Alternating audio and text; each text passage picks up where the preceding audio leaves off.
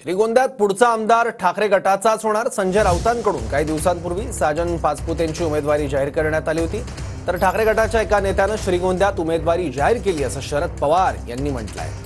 अशा प्रकारे नाव जाहीर करण्याचा कोणाला अधिकार नाही असंही पवारांनी म्हटलंय. संजय राऊतांचं नाव न घेता शरद पवार यांनी हे वक्तव्य केलंय. दरम्यान श्रीगोंद्यामधून शरद पवार गटाचे राहुल जगताप देखील इच्छुक आहेत. त्यांनी काल पवारांची भेटही घेतली आहे.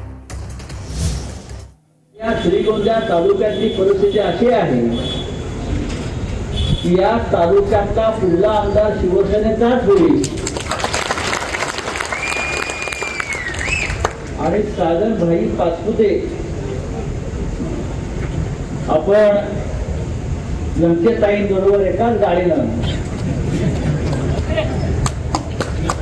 या राज्याच्या विधानसभेत पोहोचाल अशा प्रकारचं वातावरण आपण गेल्या 6 महिन्यात नक्कीच निर्माण केलं.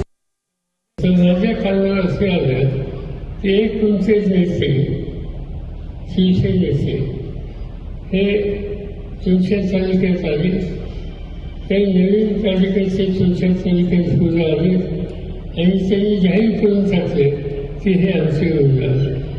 अशा प्रकारे कुणालाही जाहीर करण्याचा अधिकार नाही.